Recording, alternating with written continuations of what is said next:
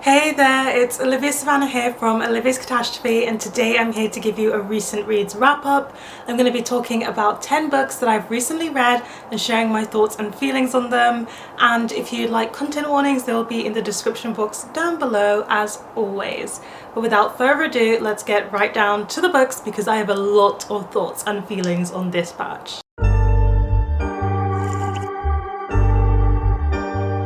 So the first book I want to talk about is Foster by Claire Keegan. This is one of her short stories, and it's about this young child who gets sent to live with another set of adults other than her parents because her parents are struggling, and how she feels and what happens when she is sent there.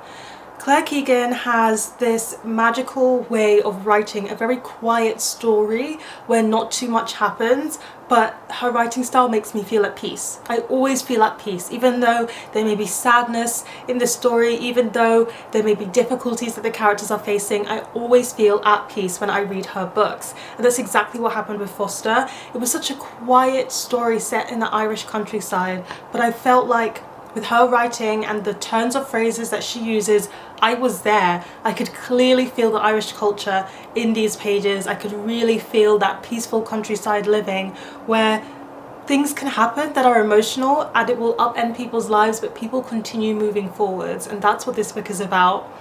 I think it's really hard with a short story to tell a story that feels whole and complete and to know where to stop it and end it, and Claire Keegan here just did that masterfully. The ending of the story feels really emotional and really powerful, even though in the grand scheme of things it's a tiny thing. You can feel how it's not a tiny thing to the main character that it's happening to. And it's from the perspective of a child, but she uses this child perspective really well, where we as readers can figure things out a little bit before the child does, and that's what makes it all the more emotional.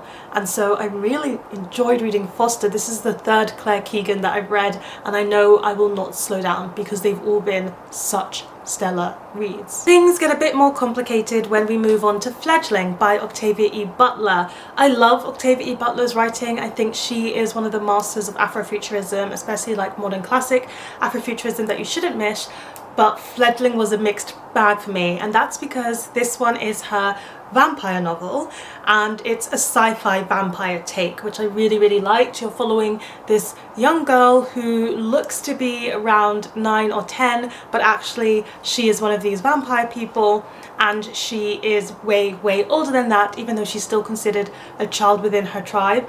And you follow her as she wakes up. She doesn't understand what's happened to her. She realizes that everyone around her is dead and she's just trying to figure things out. Now I'm going to tell you about the good things in this novel before I get into the nitty-gritty of what I found particularly difficult and why I didn't particularly love this Octavia E. Butler and I feel so mixed about it. What I really liked about this one is that it's such a creative take on vampires, and I really loved it about it. I don't think I've seen vampires done in a way that feels very sci-fi adjacent and sci-fi focused, where there's something scientific going on with the way that vampires work in this, but there's also something tribal, so it goes back into black culture and black diaspora because there are some tribal natures to how these vampires operate and what they do and how they live. So actually getting to learn more about what makes these vampires was absolutely fascinating to me. I also really like the fact that you soon come to figure out that black vampires are very uncommon, and so there's something unique about this vampire that we're following. Storyline of her being a black vampire and the racism that she faces is woven into this, and I found it so interesting that we had like a futuristic society and yet race still came into play, and I think it was a very clever maneuvering of how that theme fit into things, as well as the larger theme of law systems, where law systems fail and where law systems succeed due to where the plotline goes. And I really liked all of the themes that it unpicks as well. I think those are the things that I liked most about the novel, and then we come to the things that I didn't particularly like. These vampires have people that they feed off of, and in the process of feeding off of someone it makes you feel sexual attraction. And we have a main character whose body is in that of a 9-year-old or a 10-year-old, and yet the people that she feeds off of are adult, and so she has sexual relations with human adults in the body of a 9 to 10-year-old, and it doesn't happen off page. There's descriptions in detail of these scenes of her sleeping with adults, and it's just really uncomfortable making. It was particularly uncomfortable making for me. I did not enjoy reading these scenes. I did not enjoy the kind of pedophilic nature that there was to some of these moments, and it really creeped me out. And it creeped me out and disgusted me, and it's not really addressed. It's not addressed at all in this book. I found it really hard to find anything that Octavia said about why she chose to make this character that age, and it made my skin crawl, and I really did not enjoy that element of the book at all. And I think that's the glaring red light for me of this book and why I could not enjoy it, because she chose to make the main character underage. I also think it's not Octavia's best writing. There's a lot that happens where our main character is just thrown into the situation and she doesn't know what's happening and she's figuring things out. And the way it was like, I do this, I do that, I do this, I do that, and it got a little bit dry. I just didn't sink into her writing the way that I usually do. So I think those were the two biggest turn-offs for me in this novel, and the paedophilia taste of it was a major red flag. And so in the end I felt quite mixed about this book. Octavia Butler continues to deliver stunning concepts and really unique ways of thinking about vampirism and race and law and how they intersect, but at the same time, for me, this one has a really big problem with the way it depicts sexual relationships, age and consent. We've got another mixed bag book, and that's Greywaren by Maggie Stiefvater. I finally did it. I finally read the conclusion to the Dreamer trilogy, which is a spin-off trilogy from the Raven Cycle. If you haven't read the Raven Cycle, please do not read this trilogy. You need to read the Raven Cycle if you want to understand what's happening in this series. And this is the last one, so I can't tell you about it. And because it's a spin-off series, I don't necessarily want to tell you about the first book either. But let me just tell you, the only thing I can say is that it follows the three Lynch brothers and what it means to be a dreamer, and I'll leave it at that. But I will tell you that I really struggled with this last book. There were some ways in which I absolutely adored it, and there were a lot of ways where it fell down for me. The parts that I adored is that Declan Lynch, like Declan Lynch, full stop. Full stop. I love Declan Lynch. I really liked him in the main series of the Raven Cycle, even though he's a side character who's portrayed in a bit of a bullish way, in a way that contradicts to one of our main characters that you know very well. But what I've always liked about Declan Lynch is that he is an older brother to two other brothers. And you see that in the way that he interacts with them, in the way that he really struggles to get them in line, and he does his best to support them. And I am not the oldest sibling, but I can relate to that feeling of caring for someone and loving someone who sometimes it's a bit difficult. They make that a bit difficult in a very best way. And so I really love Declan Lynch. And boy, is Declan Lynch put through it in this book. He is really facing all of his demons and has to make the hardest choices, and there were moments where I just felt like I needed to give him a hug. Boy is struggling, and I loved it. I just ate it all up, and I really like how we've seen Declan transform from book one in this series to this last book. Absolutely loved it. I do think, personally, this series should not be called the Dreamer Trilogy based on Ronan. I've renamed it the Declan Trilogy because I think he is actually the main character here. It is about him. He is the biggest character arc. Ronan's arc is so stale, and that's one of my biggest problems with this book. Ronan's storyline goes nothing. He is so absent for a lot of this series, and that really, really bothers me when it's supposed to be all about him. And I don't think Ronan particularly grows from the first book to the last book. I think his relationship and his depiction is very stagnant, and so for someone who's supposed to be the main character, it really bothers me that he doesn't get the forefront.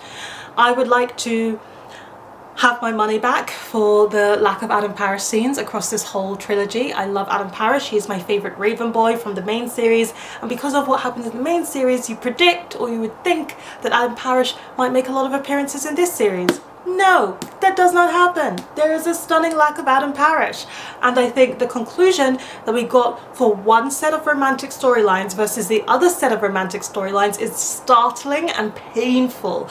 There's one romantic storyline that ends exactly the way that you want it to, that's very cute, that makes me very happy to see it because I ship them so much. I think that's my #1 ship that I take away from this book.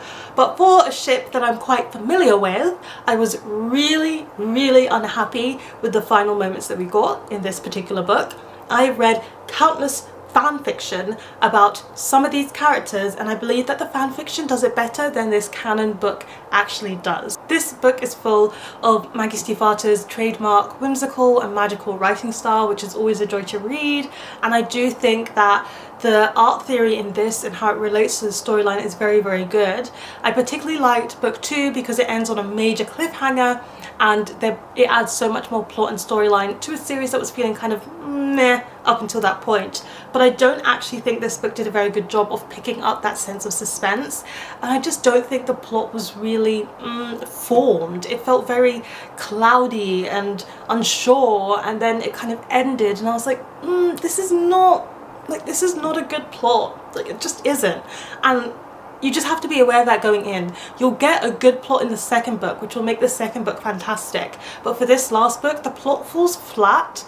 And so in the end, I was just like, Declan character development. That's the biggest thing I'm taking away. I do think there are some moments where you're like, oh my goodness, Maggie Stiefvater better not have done that. And I like that she managed to dangle some major carrots over my head. But I don't think she stuck to her guns, and I think she kind of wimped out of some of the big things that she could have done in this book. So this just felt like a very mixed bag to me. I really liked some elements of it, some others were a bit less developed and well done, and I just don't understand how I feel about this series. Like, I have to love it because I get more information on characters I adore. Speaking of characters I adore, cameos, weak. I don't think the cameo characters would act like that, but at some points I just wanted this to be better. This was like a very mediocre follow-up to the Raven Cycle, and I will always think of the Raven Cycle as the strongest series and one of my favourite series, but this just kind of falls into territory. So we're here actually to talk about the first book that I read in 2025, and that was Business Casual by B.K. Borison, which is the finale to the Love Light Farms romance series. Did I skip the third book in this series? Yes, I did, but full disclosure, I'm allowed to do that because they're a romance standalone series, and I really enjoyed having skipped book 3 to get to this book, because let me be honest, I care about this couple and I didn't really care about the couple that you get to hear about in book 3. What this romance is it's about two friends who decide to have one night together to get it out of their systems. Yes, it's that trope, but of course that doesn't work, and they really enjoy being together, and it's about what they choose to do next. They live in this really small town where everybody knows each other's business. The female love interest in this is trying to open a tattoo shop, and she's feeling a lot of pressure to make it perfect because her brother has supported her in everything that she does, and also she is taking on way too much. And then you have Charlie, who's kind of the puppy dog golden retriever main character, who everybody typically sees as a joker, but he's really not happy in his job, and his dad is putting a lot of pressure on him to keep on taking on this job. And he also doesn't actually live in the Love Light Farms area, he lives somewhere else, so that makes any kind of not quite relationship thing that they're doing very, very difficult. And I just really enjoyed this. It's a lot of fun. B.K. Borison's writing with each particular book gets better and better and better and better. You can see how much her writing has progressed and developed from book 1 in this series to this one here. I think they were a very cute couple. I really liked seeing them together and how they complemented each other and cared for each other. You could just tell that they were made to be together, and I think that was really, really sweet. They really understood each other on the personality level, which makes it easy for me to fall into their relationship. There are some steamy scenes which to me and my dark romance reading heart are not crazy steamy, but just be aware there are some little steamy moments which are really enjoyable and fun to read. There's quite a few of them because they are keeping things business casual, so do be prepared for that. But I think what really made me like this is how it feels like a solid conclusion to the series that we've been following, and it brings in the other couples that we've seen in the past few books. It wraps up some of their storylines, and the small town vibes are immaculate. I love Love Light Farms. I wish I could go there. The way that everybody gossips, everybody's in each other's business, but they're all there to support each other is really, really lovely. Both Charlie and Nova have a lot of growing to do. It was a really sweet time. If you just want a dose of happiness, This book is going to give you that. Next up, we have The Poisons We Drink by Bethany Baptiste, which I really wanted to read to support the author because she's gone through a lot of stuff online and in the publication of this book. This is the first one in a series. I don't know if the series will continue, and you follow our main character, who's a young teenager, and she is a witch. Witches are discriminated against in this society. She's got a family and they all have different gifts and witch powers, and hers is brewing love potions, which is incredibly dangerous. And when someone does something terrible to her mother, she decides that she is going to come to the bottom of it and figure out what happens.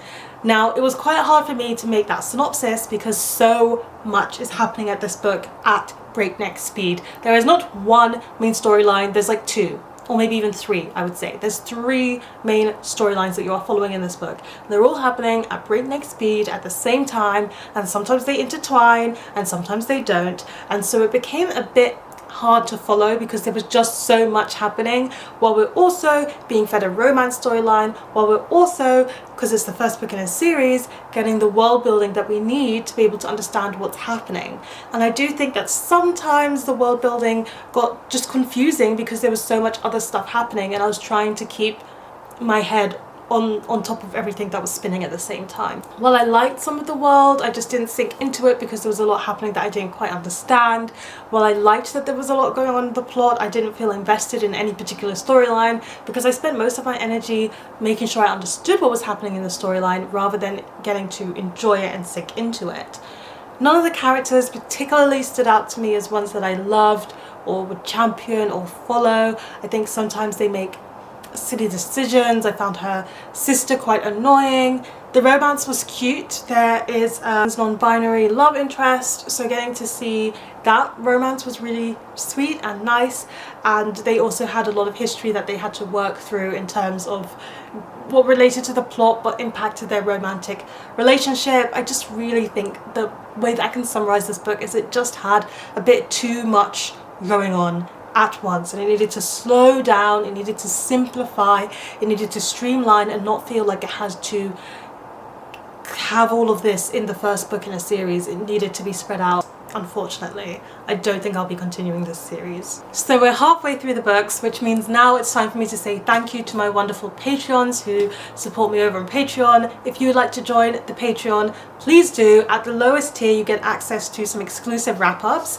and in those exclusive wrap-ups, I'll be talking about a couple of books. So one of those books I'll be talking about exclusively over on Patreon is The Songbird and the Heart of Stone by Carissa Broadbent. The other is Witchcraft for Wayward Girls by Grady Hendrix. And then if you'd like to hear my thoughts on One Yellow Eye by Leigh Radford or Invisible Woman by Crialdo Perez, please head over to my Patreon. The exclusive wrap-up is there, or you can buy it individually if you just want to hear my thoughts on those books. Now let's get back to the other books I'm here to review for you. I read Empress and Aniya by Candice Carty-Williams. This is a young adult book which is for that 13 to 14 to 15 age that I really don't see that many books fulfilling. So it was a pleasure and a joy to read a young adult book that was on the younger end of YA. It's quite short and easy to read, so it's for those reluctant reader teenagers who are struggling with reading but would still like to read something that's not too long or too taxing. And this one is about two black teenagers who go to the school. One of them is very wealthy and one of them is not as wealthy, and they have a Freaky Friday body swap on the day of their birthday. And I really enjoyed reading this. This is the last Candice Carty-Williams book I needed to read, and I never read her young adult before. It's quite simplified and streamlined. It's very much showing what it's like to live with lots of money and what it's like to live without lots of money, but it was very interesting to see it from the perspectives of black teenagers on both sides. And I liked when they did that body swap because they really both got to understand and see things from the other person's point of view. The focus was really on female friendship, which was lovely to see, and I think it's nice for teenagers to see as well, and how you can support and champion your friends every step of the way. But it also kind of looked at what do you want to do when you've fallen into friendships that aren't good for you and you kind of want to step back from them and move away. Like, how do you navigate that space? I do think the ending was a little bit, would it really happen that way? Probably not in real life, but you know what, it's just like a fun teenager book, and I'll give it that, and I was able to let go of realism and suspend my disbelief for what the story is. It doesn't dig into why they have the Freaky Friday switch, so don't think about this as an SFF book. It's not that. It's a contemporary book where they're just trying to teach these teenagers life lessons through that event happening. I enjoyed it. It was very quick and easy. I read it all in one sitting and I had a very good time, and it's something I would give to those early years teenagers. I also read Signs Music by Raymond Antrobus. I've been talking about Raymond Antrobus's poetry all over my channel. He has swiftly become one of my favorite poets of them all, and this is his latest collection, which is about fatherhood and what it means to be a father. It's told in poems that all connect, so they're not individual poems. It's like one long poem, or it's actually two long poems, and I really like this because the first long poem is all about pre-fatherhood, so when you know that you're going to have a child and you're in that anxious space of like, what's going to happen, what kind of father am I going to be, and in that Raymond Antrobus also talks about his complicated relationship that he had with his father and is unpicking some of his fatherhood trauma while also trying to determine what kind of father he will be, especially as he will likely be a father to a child who can hear, whereas he is deaf himself. And then the second half is when he is made a father, and you get to see the joy that that brings, but also the readjustments you have to make as someone who is now a father and how your life has changed. And I'm not a parent, so I particularly just find books about parenting really, really fascinating. But also I think poetry is a very unique medium to be able to discuss that transitional period of your life and what your thoughts and feelings are around it. And I think it reflected really well the unpacking of trauma, trying to be a better father than maybe your father was to you. And I really loved that moment where you can see that relationship between the father and his child, and signing with his child. Like, there was a lot of joy in this, even though it does also talk about trauma. And I think the key word that I'm looking for here is healing. There's a lot of healing in this, and healing can be a very painful process, and I think people don't always think about healing that way. They think about it as a relief, they think about it as betterment, they think about it as this is a good thing, and it is, it really is, but there is also pain in order to get to that healing, and I think this poetry collection really depicted it very, very well. I would say that this is a very accessible poetry collection. If you have never read poetry before, I think it's quite easy to get into this. One of the reasons I love Raymond Antrobus's poetry is because he has a very clear and concise way of explaining something where it feels poetic, it feels beautiful, but you don't have to work too hard in your brain to understand what he's trying to say. It's not that metaphorical, and so this is a poetry collection that anyone can dive into, and it's really, really good stuff. In my Waypoint book box subscription, please check out Waypoint Books in the link down below. It's run by Hannah, one of our resident booktubers. It's an independent online bookshop, and you can get a subscription box where she will choose a book for you based on your reading taste. She'll analyze your Goodreads and your Storygraph and whatever other material you give her to give you a surprise book, and then she will also let you choose a book that you would like to receive from your subscription. One of my surprise books was Isle of the Gods by Amie Kaufman, which is definitely a rogue choice for me because I do not like books with pirates in them. And you know what? It proves how amazing Hannah's choice is and how well she knows the people that she sends a subscription box to, because she found a pirate book that I could actually enjoy. Who would have thunk it?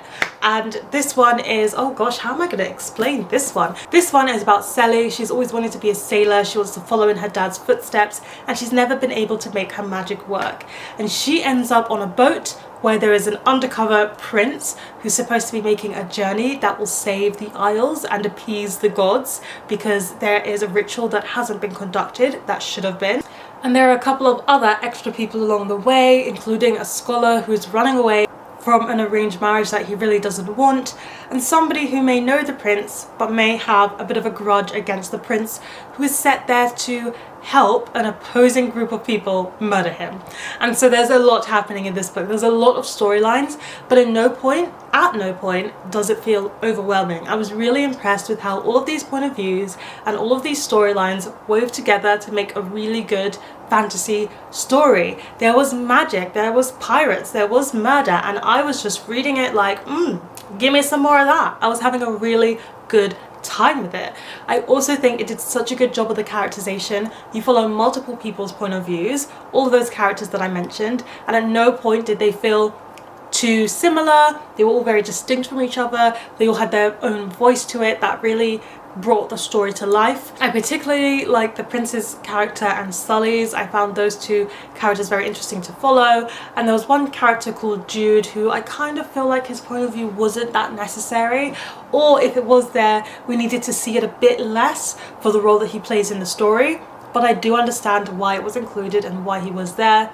But I actually don't have too much to say about this book. I think it was a fun time. I think it was a fun ride. I really enjoyed being along this journey with them. And I think if you like pirate books, you're going to enjoy it even more than I did. I don't think I'm going to read the sequel, but not necessarily because this is a bad first book in the series. It's just because I'm very, very picky about the series I choose to continue as someone who is more or less pretty much a standalone reader. I can see why people really like Amie Kaufman's fantasy book. I read Comfort Me with Apples by Catherynne and Valente. This is a short story that some people describe as dystopian, some people describe as horror, and I'm going to describe as a fable with horrific elements to it. It's a novella, and you're following a character who lives in this house where everything feels a little bit off. Everything feels like it wasn't quite designed for her. But what she knows is that she loves her husband. She loves him wholeheartedly.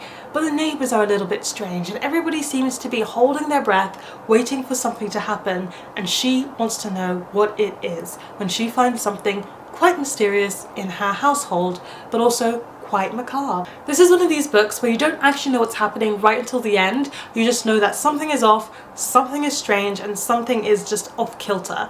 And I liked it. I like that vibe. I'm used to reading gothic books, so I don't mind having to wait. Also, this is a novella, so you don't have to actually wait that long. I liked the ending when we got to it.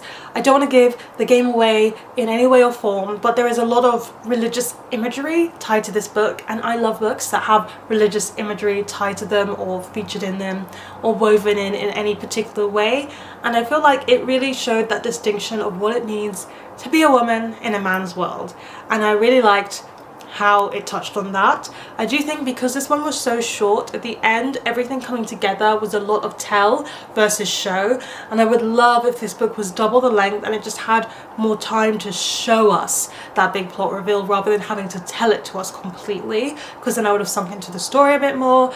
I also think that the ending to this book turned out to be quite sinister, and I would have loved if more of that darkness was woven in. You do get the feeling of something is not right the whole time, but I think that could have been added to the atmosphere with a bit of a more heavier dose of darkness to reveal what we were going to get at the end of the book.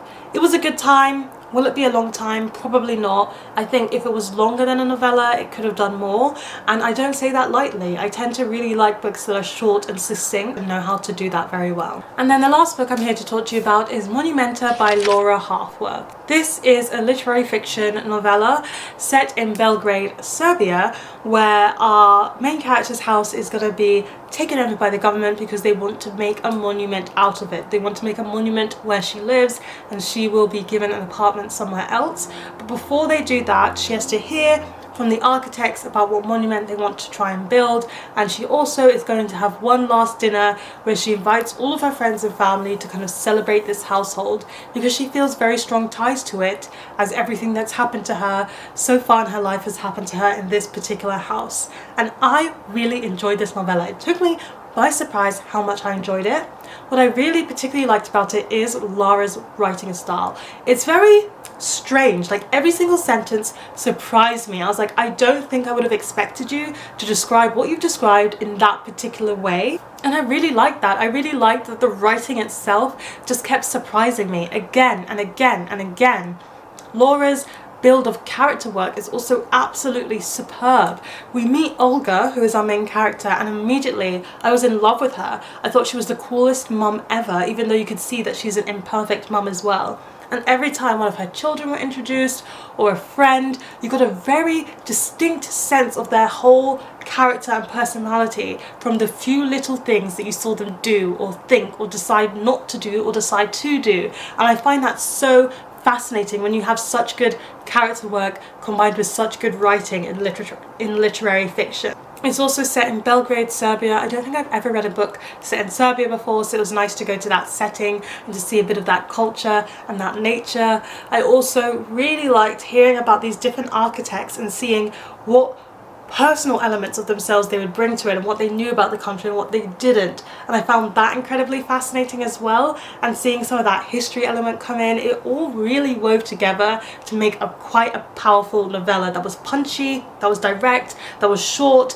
but every single sentence felt like it was relevant. And ultimately this book also focuses on grief and looks at a particular type of grief, and that grief does not only come from mourning somebody, but it also comes from the fact that you're mourning the life that you don't get to have because somebody is taking something over. Because of the fact that the house is turning into a monument, Olga is suddenly grieving all the memories that she's had in this house, and she's grieving the fact that she won't have any more, and she's being forcibly removed from it. And so I think this was actually really punchy, and that if you like literary fiction, this is one that you should try. And I will be keeping an eye on whatever Laura Harworth publishes next, because this was really, really good. And there you have it. Those are 10 books that I've recently read.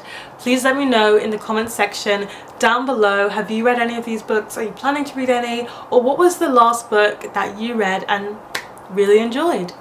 Give this video a thumbs up if you enjoyed it, hit the subscribe button if you want to see more, and don't forget to hit that notification bell to be updated every time I have a new video. And you know what they say, onwards and upwards. Excelsior!